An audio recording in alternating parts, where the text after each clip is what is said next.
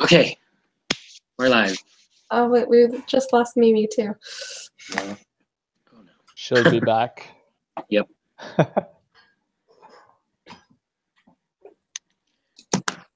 Sorry. Technology's awesome, but then at the same time it can be a pain. So. Yeah. We got it though. We got it. Well, shoot. I guess we'll recap this all real fast then. Okay. Or we can pick up from where we left. What do you guys think? Let's just We just pick up where we left off. Yeah. all that we talked about is NASA is careless and their leaders suck. Pretty much. Essentially. Tell us how you Kinda really what I gathered feel. from this too. All right. So, Careless was a good way to put it because I was thinking that the whole time. Like, man, like the whole way they just went about this whole thing was just like no communication. Like nobody had a sense of urgency about it. Like it wasn't really important to them. And they just kind of were like, nah, it's happened before. It's going to happen again. Well, and Whatever. there were so many times, like as I was reading it, I was just like, how many times are they not following procedure? Like it specifically said, like, oh, like I'm gonna just ignore this. Like procedure is this, but and I was like it just Right. yeah. I know. I felt like that too when I was reading the case study. I was like, oh my gosh. mhm. Didn't they like change the policies and procedures when it came to like in the very first example that they gave in the article about the seals and everything? Like took how important they were, but they dropped it down a notch so it wasn't really that bad, you know? But Yeah. Yeah, they were talking about seals too, that they're like the seals won't hold at, below a certain temperature. And there was cause for concern because the forecast for the next morning was supposed to be colder than that threshold. And then lo and behold, they didn't work and there was an explosion and people died. And they were like, oh well, that sucks. Like it's just like, oh my gosh, you guys really don't care very much about the people that work for you. Like it's kind of sad. It almost seemed like they cared more about like the schedule of each of Yeah. them rather than the lives of those that were on the They cared more about meeting the benchmarks than the safety of their employees.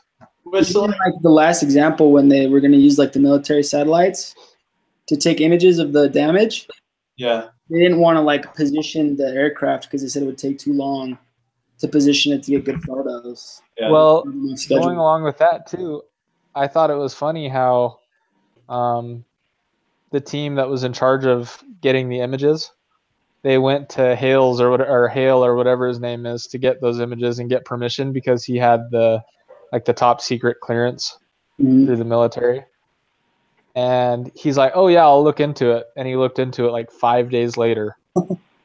I was like, oh my gosh, like seriously? The mission's only 16 days long. That's like a third of the mission that you could have at least hyped up about it. They said something about the crew doing like a spacewalk, which I assume that means that like they leave the aircraft. Right. But they never ever did that either, so. Nope. Well, I think one of them had sent out an email about possibly doing that, and the guy never got a response, and that was kind of the end of that. So, like, their communication is just super great. Yeah. But anyways. I thought it was quite interesting, the one email or one part here in the actual review that it said that there was posters around everywhere NASA saying, if it's not safe, say so, right? Yeah. Pretty ironic. Yeah. Mm-hmm. Like, let's just shut the whole program down. None of it's safe. Yeah. I'm curious what your thoughts were on this, Diana. Are you familiar with NASA too much, or have you learned much about that when you were younger, I guess? Excuse me? And what were your thoughts on this article there?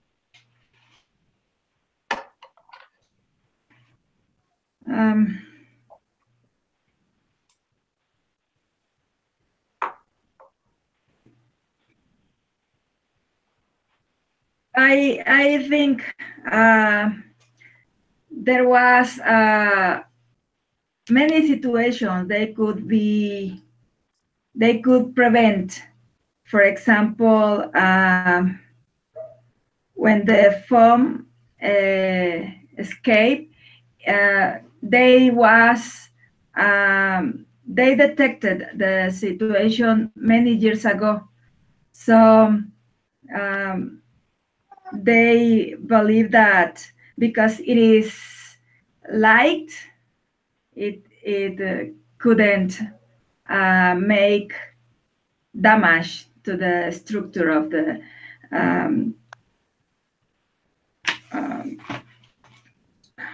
Space shuttle. Exactly, and the O-rings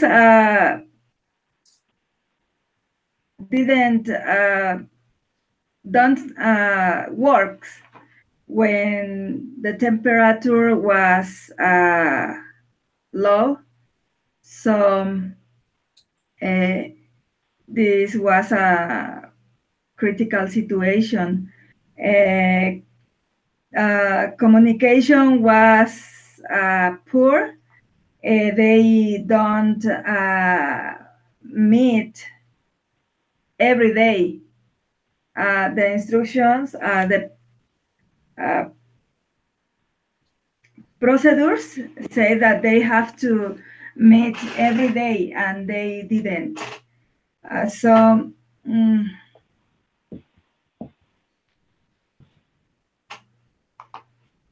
They have to I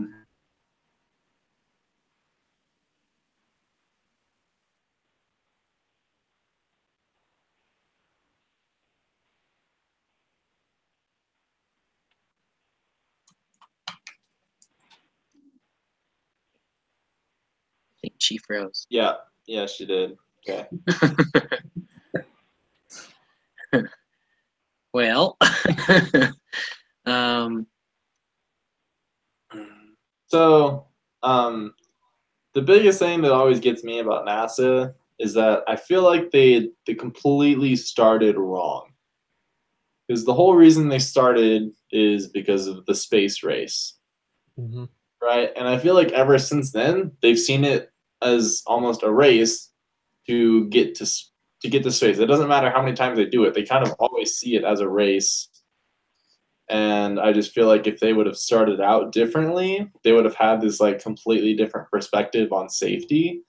Then let's do everything as fast as possible, keep on schedule, and if we have to jerry-rig some things, let's jerry-rig some things. But like they almost forget safety whenever they're rushing things.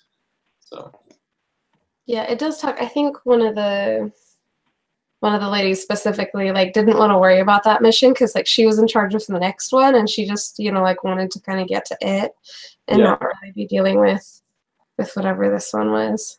Yeah. What was this mission? I can't. Do you remember? I think it was just like a normal like standard, trip to space, if there is such a thing.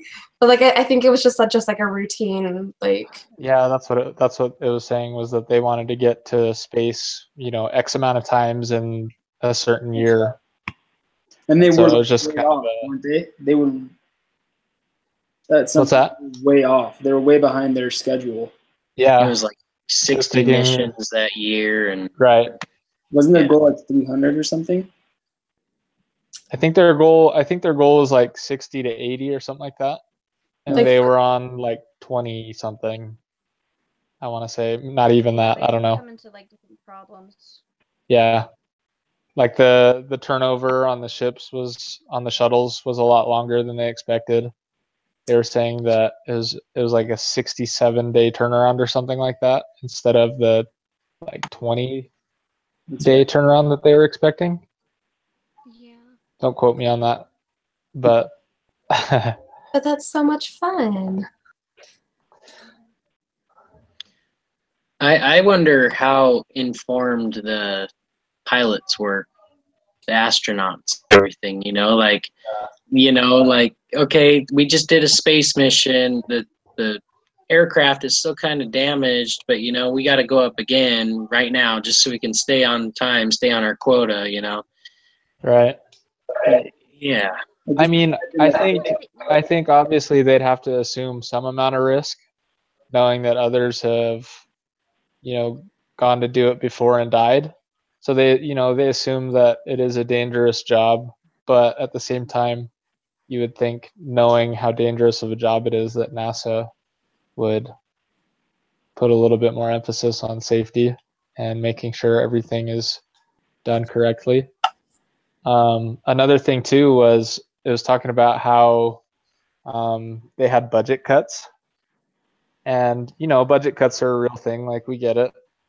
When your funding's lowered, you have to get rid of some things, but it's like, don't get rid of your cameras that you need to assess the condition of your shuttle. Like, find somewhere else to cut. I was gonna say, or at least take care of the equipment that they had, because it specifically Yeah. said somewhere that it was like just like low maintained, and I was like if you had just like wiped it off, could you have seen better? Like, Yeah, seriously. just like a dirty lens, like. So I thought that was comical. Yeah. And something else So, was when they let's see.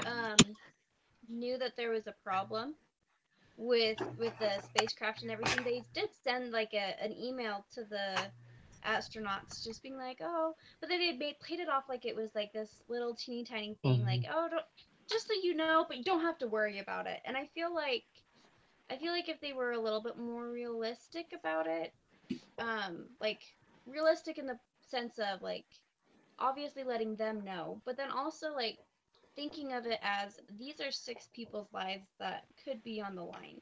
Like maybe like that kind of a thought would give them more of a reason to be more precautious instead of justifying little things here and there. Because honestly, like when you're talking about people's lives, it's a little bit more of a heftier weight, I guess. I don't know what I'm saying, but I feel like if they would have looked at it more instead of like, oh, this is a mission, instead of thinking like, okay, these are 6 people's lives that we have in our hands right now, I think that might have changed some things. I think kind of going along with that too was, I remember the email you're talking about that was like, hey, you might get asked this by reporters, because, at NASA it was this big thing, but they didn't necessarily know what was going on in the space shuttle.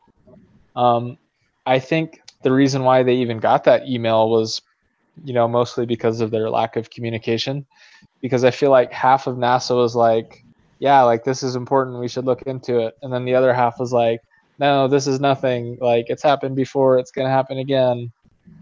And so, like, some people thought it was important, others were like, yeah, whatever.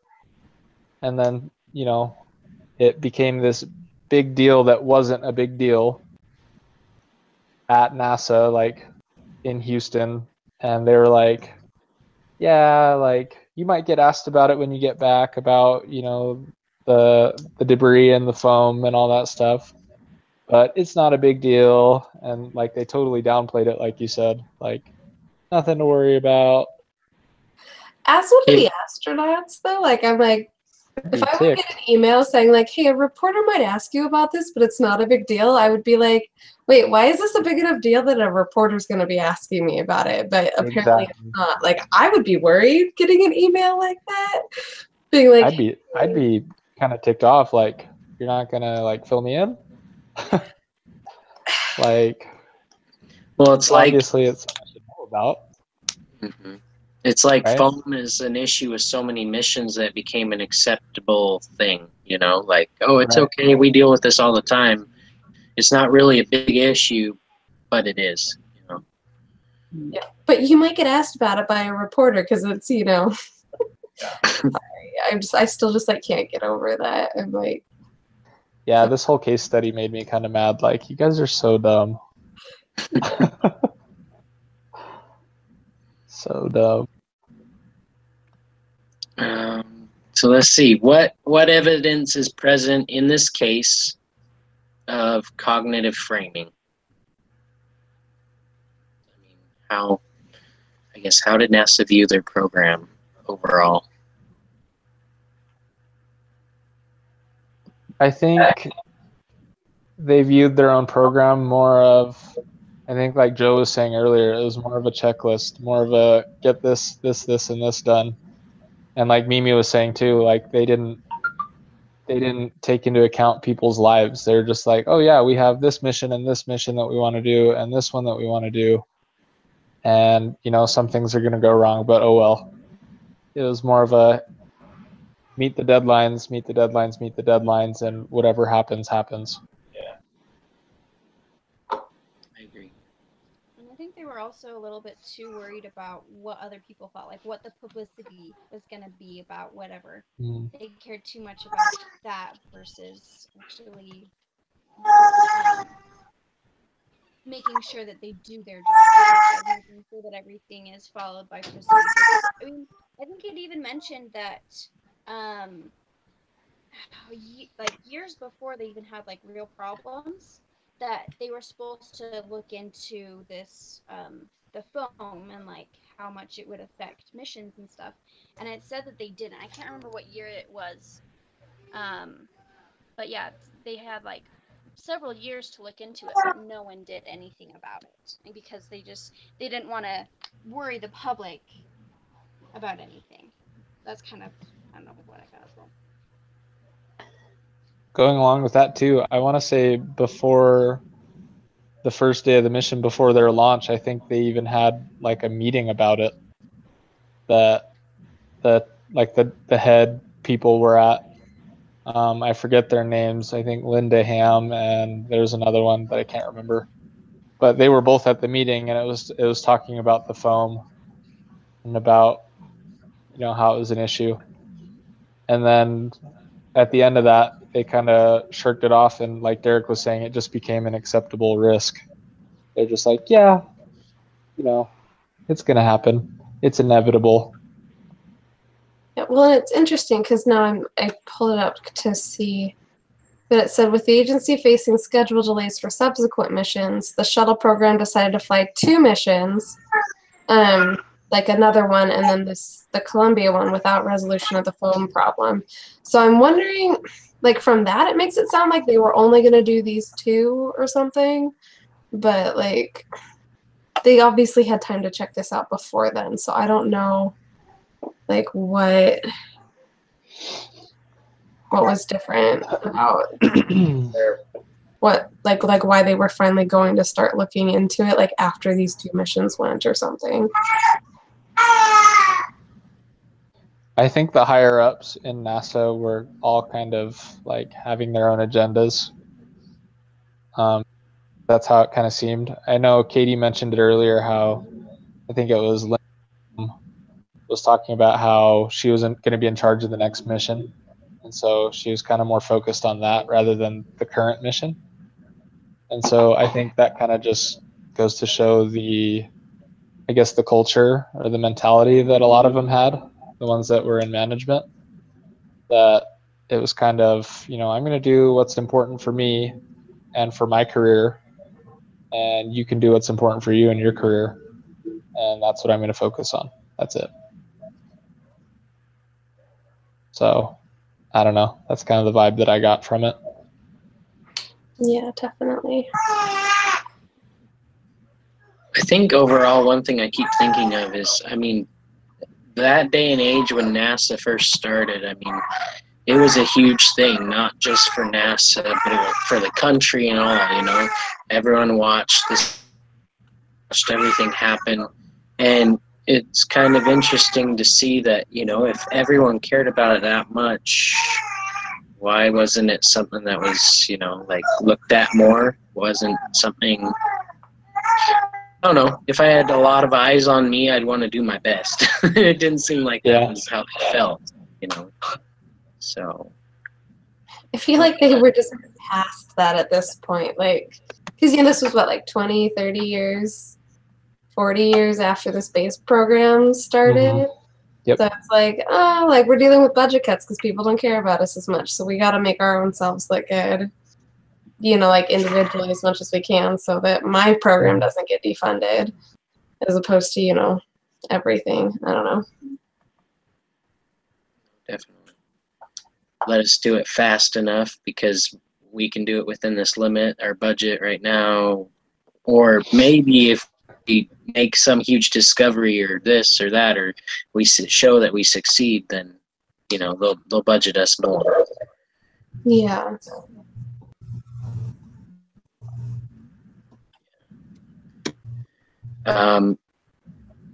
So 75. Wow. So, how would we characterize the culture at NASA? Obviously, we've talked about the weaknesses that they have. What are some strengths that we think that NASA had?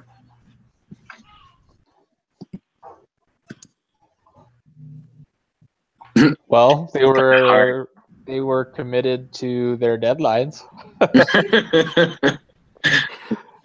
I guess that could be considered both a strength and a weakness. Like they were like, okay, you know, the day's here, let's do it. We're not ready, but the day's here. Doomsday. Off to space you go. Sorry. Okay. I mean, part of me that was a short list. No, part of me wants to say that, you know, like the engineers knew what they were talking about, but like then again, like some of the engineers were really concerned with the issue and some of them weren't. So, you know, it's not even like we can be like, well, at least like the people who work on this, you know what they're doing, because like even they differed in opinion about how serious this was. So You know what though? There were some engineers. You know that Crater program that they had that was kind of like a simulation to see, you know, how much damage they thought was done. Mhm. I thought it was interesting that the guy that performed the simulation was a guy that had only done it like twice before. They had never done it like during a mission. They'd only done it, you know, before or after a mission. And there were other people that they could have contacted who had more experience with the program, but they just didn't because, you know, why would you do that? Well, and even with that whole Crater program, I mean, they were saying that it always like estimated like It, like way overshoots more things. than Yeah. and how they like whatever they were testing it with was like 600 times smaller than like the actual like it just I was like, why do they have this program if like everybody like if nobody actually listens to it because it's Right. so inaccurate? It's like this program sucks. Right? Like, I don't know why that was even like a thing. Like, I mean, I understand why they would want a program like that, but I'm like, if you know that it doesn't do what you they're just gonna discount what it says anyways. right. I'm like, why don't you make a better Crater program? Like something you could actually use that would be useful. That was a good strength, Katie. Sorry. Yeah, we kind of turned that one around real quick. Yeah. So Stop talking now. in my opinion, one of the strengths that NASA has is like during the time of the whole Columbia stuff and the missions before, I feel like they did a really good job of actually bringing America together and helping America all have one goal. I feel like that's definitely one of their biggest strengths because whenever NASA started, America was pretty weak. And we're on the brink of war and we're dividing, and then NASA did this, like, hey, everyone look to the stars and let's make that our goal. And I feel like that's probably one of their biggest strengths is that they were able to bring America back together. But now no one really cares about it. The truth came out. No, thank you for sharing that. So, I guess, let's see. Sorry, this was a hard kind of case study for me because it has a lot of questions that are like, let's talk about this, and this, and specific things that happened with each mission. But I think we've kind of hit on it. I mean, it's a very repetitive thing. Seeing it, an issue comes up, they express concern, and all of a sudden, hey, no, that's not that big of a concern. Let's just do it anyways, and problems start happening. That was the recurring theme for this case study. So,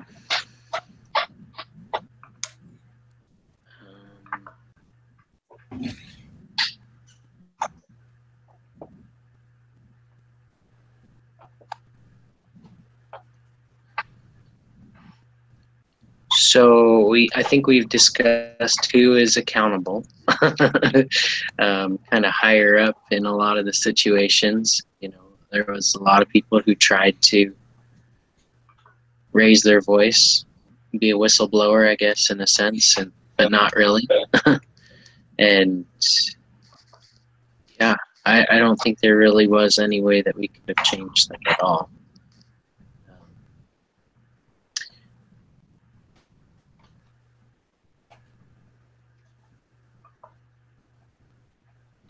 Let's see. I don't know what it means here. It says world application and personal experiences. So I guess, has anyone had any personal experiences that they can kind of relate to how they've seen NAS? I mean, I'm pretty sure no one here is. Well, said, last week let's not do that because someone's gonna get blown up. But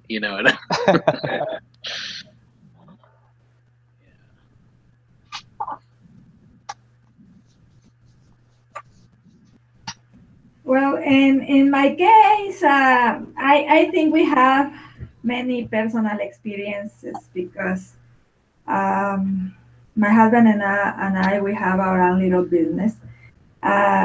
In any case, we put in risk the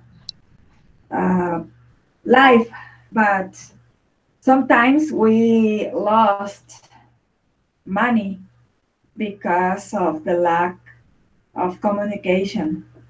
For example, when a co-worker don't do his checklist in the items they have to provide to the clients. Sometimes we have to travel more than 60 kilometers to bring them just one piece of the product because they didn't do the checklist.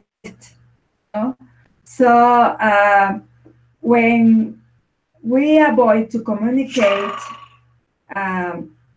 in a correct process, many losses can face in the company. Sometimes we could lose clients because they are expecting we service on time, So I think procedures and communication is very important. It is not necessary to put in risk the life of the people, but in risk our clients.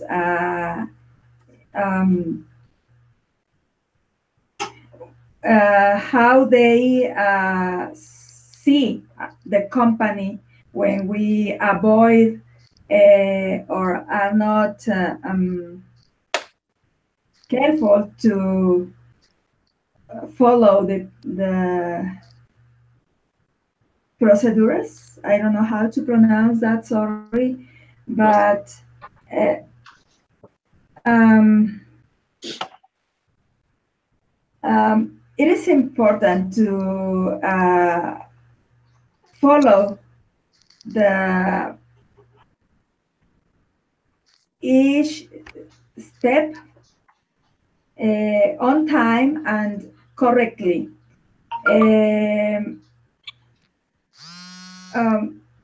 There are many examples, but many of them are because of the lack of communication.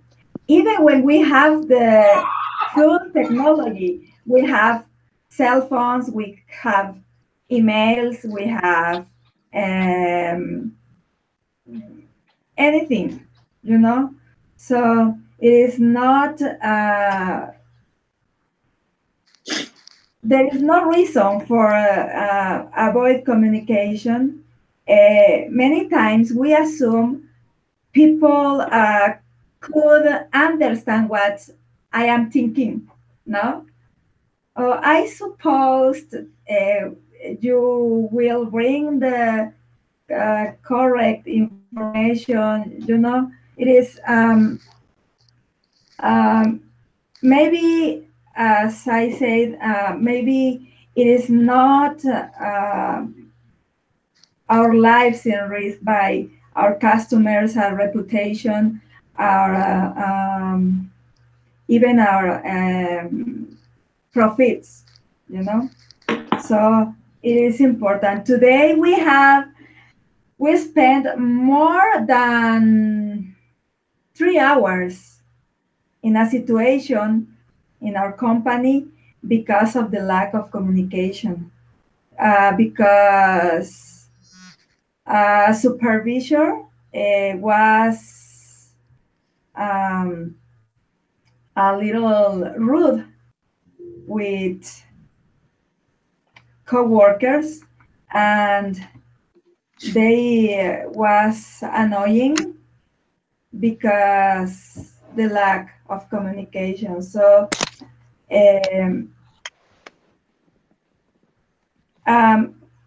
each situation we face, we have to write the new procedures and follow for the next time. So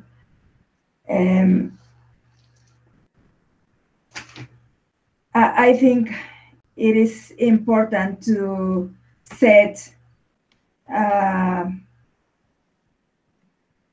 procedures as soon as possible and avoid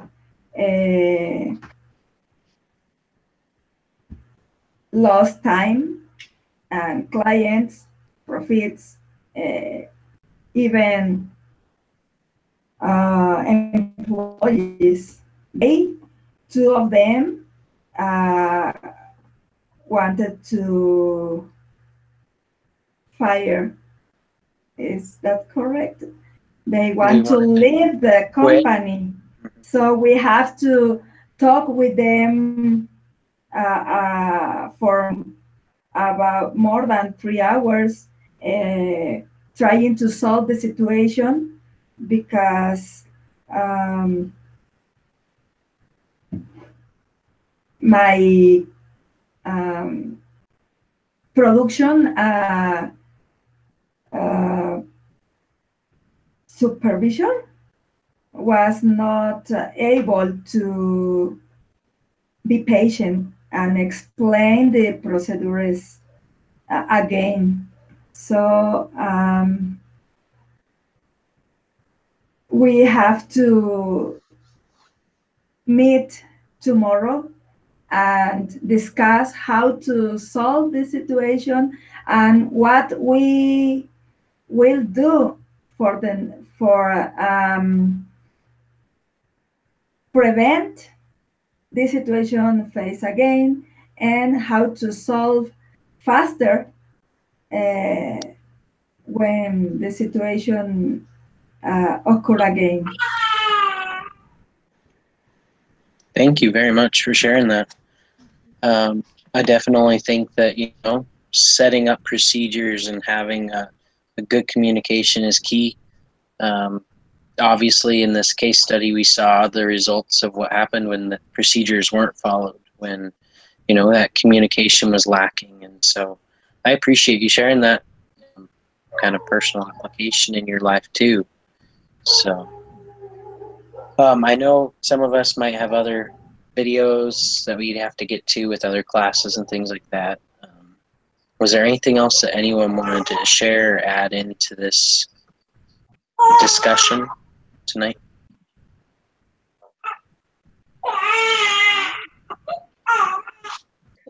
I'm just not going to be here next week, just to give you guys a heads up, but I don't have anything to add for tonight.